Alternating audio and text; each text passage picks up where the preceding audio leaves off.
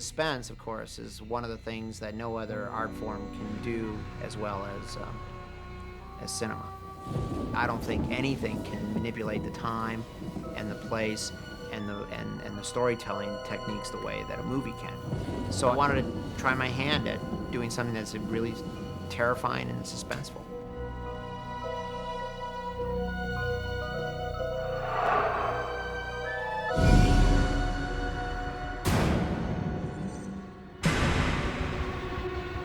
And action! DreamWorks Pictures and 20th Century Fox presents Harrison Ford and Michelle Pfeiffer in What Lies Beneath, from Academy Award-winning director Robert Zemeckis, a film about the perfect couple leading the perfect life. They're two very loving people with certain problems.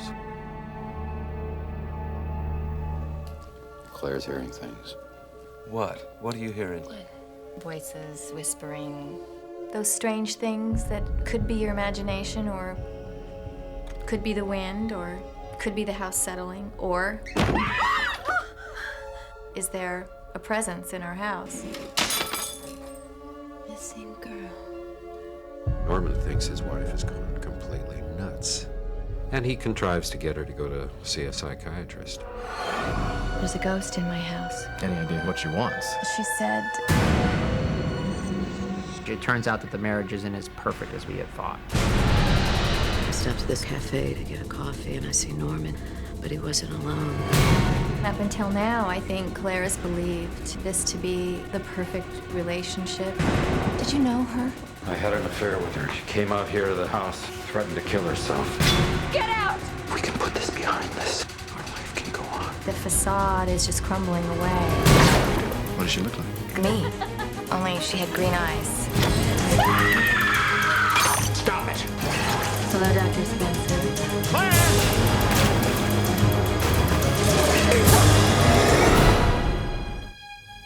I think she's starting to suspect something. Ooh.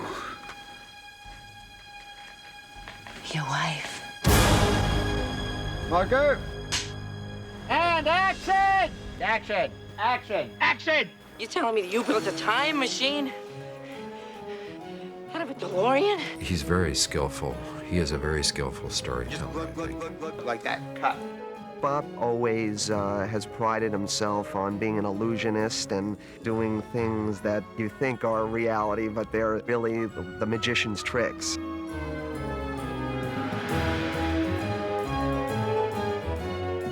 I was fascinated by the illusion of movies before anything else.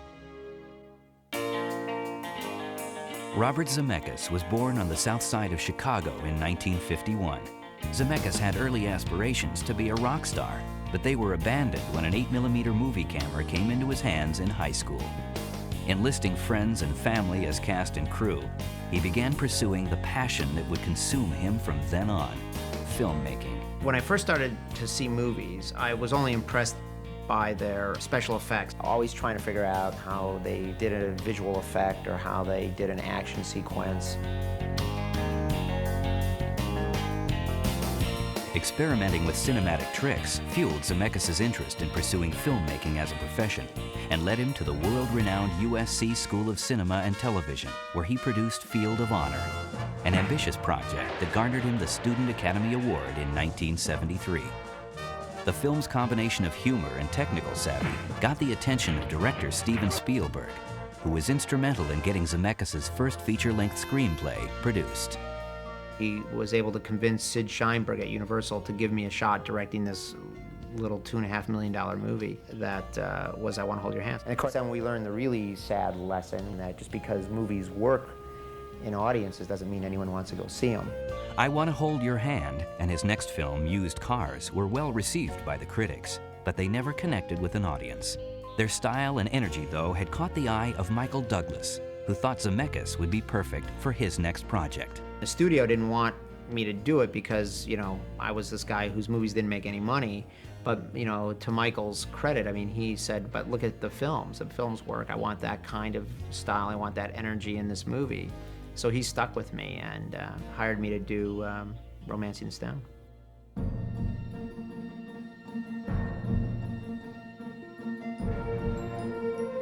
The success of Romancing the Stone opened doors for Zemeckis. Studios were now vying for the opportunity to produce his next film, which turned out to be a time machine tour of 50s America that showcased Zemeckis' boundless imagination and stunning visual style. To tell you the truth, I couldn't make heads or tails out of the script. It just seemed cool, but I didn't go into it saying, oh, I know what Bob Zemeckis is doing. I know what this film is going to look like. I know what Marty McFly is and what the story's about. I honestly can't tell you that I did know that. I had no idea. It was just this weird ride that somehow I got on, and I was glad I did.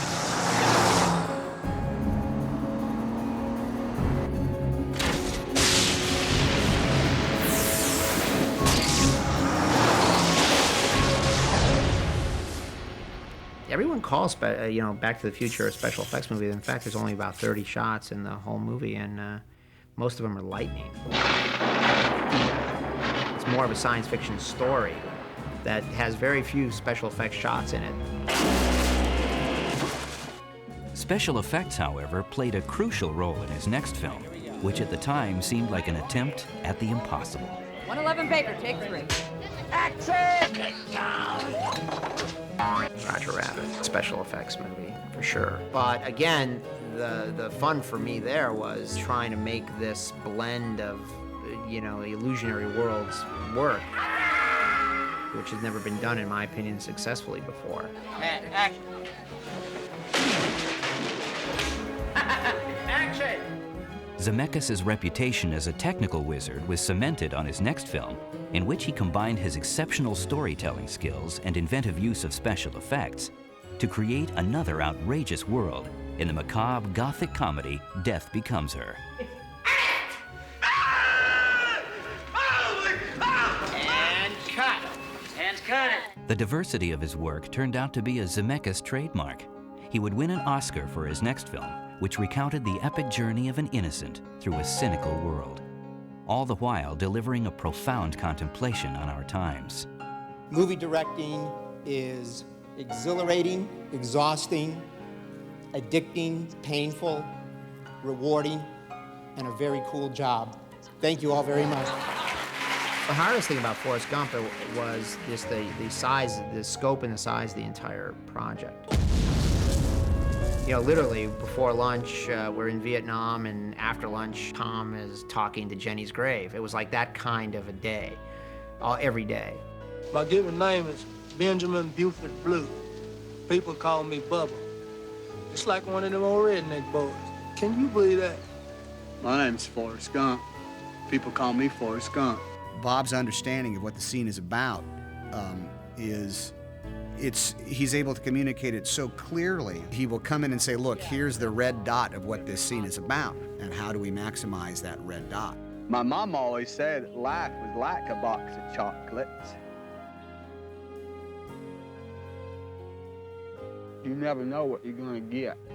Attention to detail in every scene has always been essential in creating Zemeckis' fantastical worlds. But it would be his clarity of vision and decades of directing experience that proved to be key in bringing Carl Sagan's book, Contact, to life. It had been a long road on Contact, 10 years with another director involved. And there just was a lot of mess going on. And they basically, sent it to Bob and said, can you help, please? And he came in, and it was like a grown-up walked into the room and just took everything over. Kind of slowly approach here and look over, and the camera comes over. We do this big vertigo shot where you look down at all the ocean is 1,000 feet down, and those rings are spinning down there. Naturally, the story can only be told with a lot of special effects. But by that time, I had a great team. I had Ken Ralston and teamed up with him from Back to the Future on, and we knew how to do most of those shots by the time we did a movie. All of the members of Zemeckis' creative team are considered tops in their field.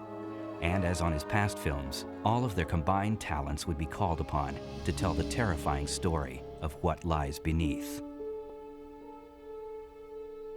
Norman's father had this old stately place on a lake. Which we're renovating. Practically gutted. Wait till you see this place. It's beautiful. It is beautiful.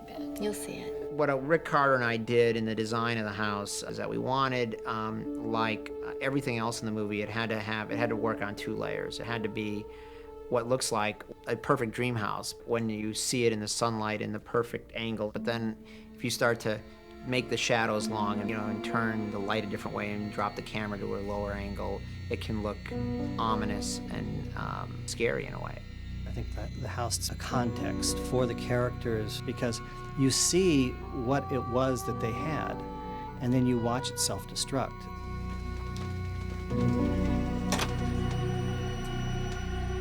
Depending on how you look at something, it can look beautiful, or it can, an everyday common thing can be an instrument of terror, which of course is one of the great devices for scary movies.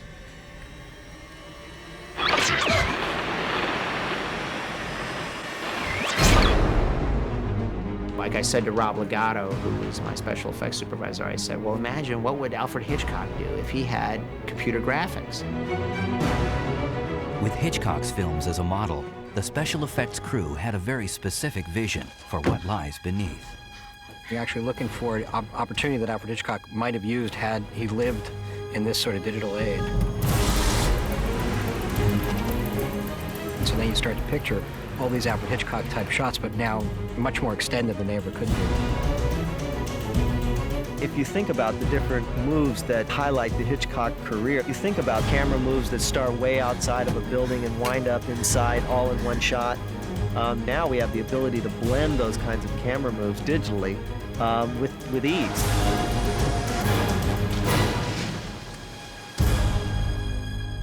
With Bob, there is no simple shot. I mean, literally, there is no simple shot. And action! We did this one scene, it was one shot, and it was just hysterical. I'm in the bathroom, and I go out, and as soon as I close the door, you just hear clunk, clunk, clunk, clunk, and there's this crew that they pop out of the closet, and they're changing the whole bathroom around, and then I walk out there, and then I go back into the bathroom, and then they're gone. And it was so funny, trying to get through that thing without bursting into hysterics. Cut! Cut! Everybody happy? Brett, next page. Bob's always been courageous, he's always been bold, and he's always wanted to push the envelope. Every day that he walks onto the set, he invents something new for filmmaking. I think Bob's a genius. I think Bob is the hardest working man I've ever seen in show business. In the amazing diversity of his work, Robert Zemeckis has accustomed audiences to expect the unexpected. The best film storytellers have this capacity to defy genre and to work in films that are very different to each other. And action! In What Lies Beneath, he takes his genius for illusion to terrifying new heights as he brings fear into focus. She's dead. Who's dead? You know damn well who's dead. Things aren't always what they appear to be. You had an affair with a girl who killed herself, and now she's trying to hurt you. I love the construction of the script, the surprises that were built into it. You're not yourself today, are you? There are many different ways to look at this movie, and every scene, really. Everything's really symbolic of what lies beneath.